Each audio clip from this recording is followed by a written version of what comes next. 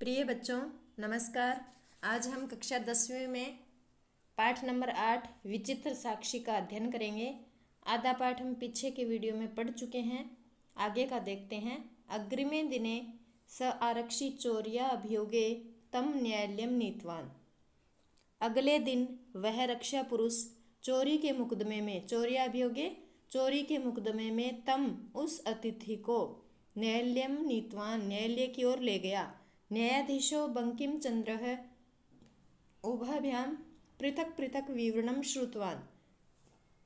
न्यायाधीश बंकिम चंद्र ने उभाभ्याम दोनों का पृथक पृथक अलग अलग विवरण को सुना, अलग अलग दोनों की बातों को सुना। सर्वम वृत्तम अवगत्य स तम निर्दोषम अमन्यत। सारा वृत्तांत जानकर उसने उसको निर्दोष माना। आरक्षिणम च दोष भाजनम, और आरक्षी या रक्षा पुरुष को दोष का पात्र। सारा वृत्तांत जानकर न्यायाधीश ने किसको निर्दोष माना? उसको, उस अतिथि को निर्दोष माना और रक्षा पुरुष को दोष का पात्र। किंतु प्रमाणा अभावात स निर्णेतुम न शक्नोत। किंतु प्रमाण के अभाव में, गवाह के सबूत के अभाव में वह निर्णय नहीं कर सका। ततो असौ तौ अग्रिमे दिने उपस्थातुम आदिष्टवान। इसलिए उन दोनों को अगले दिन न्यायालय में उपस्थित करने का आदेश दिया। अन्यद्यु तौ न्यायालय स्व पक्षम पुनः स्थापितवन्तौ। अगले ही दिन वे दोनों न्यायालय में अपना अपना पक्ष फिर से उन्होंने स्थापित किया। तदेव कश्चित् तत्रत्य कर्मचारी समागत्य न्यायोदेत। उसी समय कोई वहाँ कर्मचारी ने निवेदन किया यत् कि इत क्रोशद्वय अंतराले कश्चित् जन केनापि हते, कि यहाँ 2 कोश के अंतराल में किसी व्यक्ति को किसी के द्वारा मार दिया गया है। तस्य मृत शरीरम राजमार्गम निक्सा वर्तते। उसका मृत शरीर राजमार्ग या सड़क के पास पड़ा है। आदिश्यताम किम करणीयम इति। आदेश कीजिए कि क्या करना है। किसी कर्मचारी ने आकर ऐसा न्यायालय में न्यायाधीश के समक्ष कहा है। तो न्यायाधीश आरक्षिणीम अभियुक्तम च तम शवम न्यायालयम आनेतुम आदिष्टवान। न्यायाधीश ने रक्षा पुरुष और उस अतिथि को, तम शवम उस शव को, न्यायालय में आनेतुम लाने के लिए आदिष्टवान आदेश दिया।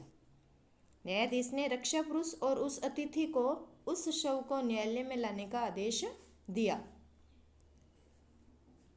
आदेशम प्राप्य उभौ प्राचलताम। आदेश को प्राप्त करके दोनों चल दिए।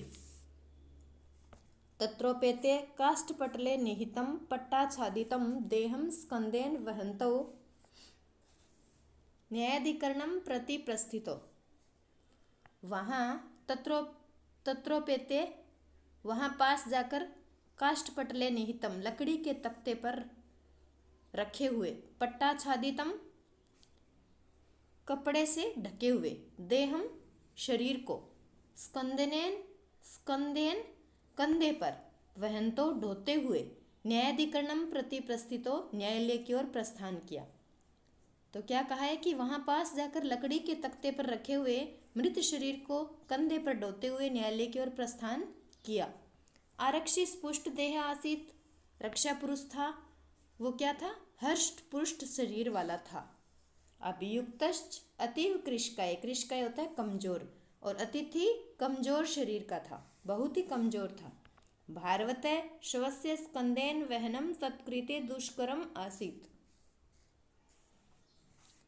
भारवतः भार होने के कारण, शवस्य लाश में भार होने के कारण, स्कंदेन कंधे पर, वहनम ढोना, उसके लिए दुष्कर्म क्या था? कठिन था। दुष्कर्म था, कठिन था, मुश्किल था। भार लाश में या शव में भार होने के कारण कंधे पर ढोना उसके लिए मुश्किल था। किसके लिए? उस अतिथि के लिए। स भार वेदनाया क्रंदति सम। वह भार की वेदना से, भार की पीड़ा से चिल्ला रहा था। तस्य क्रंदनम निशम्य मुदित आरक्षी तमुवाच रे दुष्ट। उसके क्रंदन निशम्य, उसके चित्कार को, उसके रोने को सुनकर मुदित आरक्षी, प्रसन्न हुआ रक्षा पुरुष, तमुवाच उससे, रक्षा पुरुष ने उससे कहा। जब वो रो रहा था तो उसके रोने को सुनकर उस प्रसन्न हुए रक्षा पुरुष ने कहा, अरे दुष्ट तस्मिन् दिने त्वया अहं चोरिताया मंजूषाया गृह्णात वारिते। क्या कहा है उसने कि अरे दुष्ट उस दिन, तस्मिन् दिने उस दिन, त्वया अहम तुम्हारे द्वारा, अहम मेरी, चोरिताया चोरी की गई, मंजूषायाम पेटी को, गृणात ले जाने से, वारित रोका था। तुम्हारे द्वारा क्या किया गया? मेरे द्वारा चोरी गई संदूक को घर ले जाने से रोका गया था। इदानीम निजकृतस्य फलम भोक्ष, इसलिए निजकृतस्य अपने कर्मों के फल को भोगो। अस्मिन् चौर्या अभियोगे त्वं वर्षत्रयस्य कारादंडम लप्स्यसे, चोरी के मुकदमे में तुम्हें 3 वर्ष का कारावास होगा, जेल होगी। इति प्रोच्ये उच्चै अहसत, ऐसा कहकर वह जोर से हंसा। यथा कथंचित उभौ श्वम आनीय एकस्मिन् चत्वरे स्थापितवन्तौ, जिस किसी प्रकार से उन दोनों ने शव को लाकर एक चबूतरे पर या एक चौराहे पर रख दिया। न्यायाधीशेन पुनस्तो घटनाया विषये वक्तुम आदिष्टो, न्यायाधीश ने फिर से घटना के विषय में बोलने का आदेश दिया। आरक्षिणी निज पक्षम प्रस्तुतवती आश्चर्यम अघटत, रक्षा पुरुष ने अपना पक्ष प्रस्तुत किया। आश्चर्यम अघटत, आश्चर्यजनक घटना घटी। सस्व प्रवारकम अपसार्य न्यायाधीशम अभिवाद्य निवेदितवान। क्या आश्चर्यजनक घटना घटी थी? वह लाश या वह शव प्रावरकम अपसारे, कपड़े को हटाकर, न्यायाधीशम अभिवाद्य, न्यायाधीश को अभिवादन करके, निवेदितवान, निवेदन किया, निवेदन करने लगी। वह लाश क्या थी?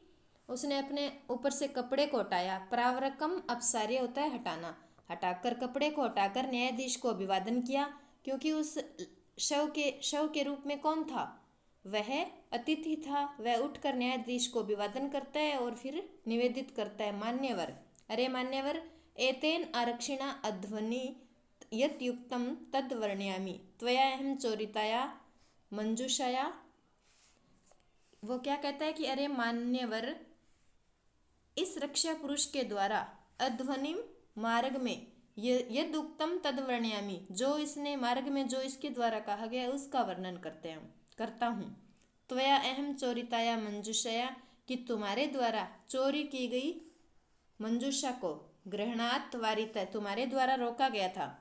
मैंने जो चोरी की थी उस पेटी को ले जाने से तुमने रोका था। अतः निज कृत्यस्य फलम भोक्षो, इसलिए अपने कर्मों के फल को भोगो। अस्मिन् चौर्या अभियोगे त्वं वर्षत्रयस्य कारादंडम लप्स्यसे इति, इस चोरी के मुकदमे में तुम्हें 3 वर्ष का कारावास होगा या जेल होगी। न्यायाधीश आरक्षिणे कारादंडम आदिश्य तम जन्म ससम्मानम मुक्तवान, न्यायाधीश ने रक्षा पुरुष को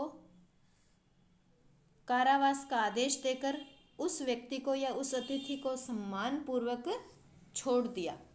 अतएव उच्यते, इसीलिए कहा जाता है कि दुष्कराण्यपि कर्माणि मति वैभवशालिन नीतिम युक्तिम समालंब्य लीलिएव प्रकुर्वते, कि बुद्धिमान लोग, मति वैभवशालिन, बुद्धिमान लोग, नीति युक्तिम, नैतिक तरीके का, समालंब्य, सहारा लेकर, दुष्करण्यापि कर्माणि, कठिनाई से किए जाने वाले कर्मों को भी, लीलेव प्रकुर्वते, खेल खेल में कर लेते हैं।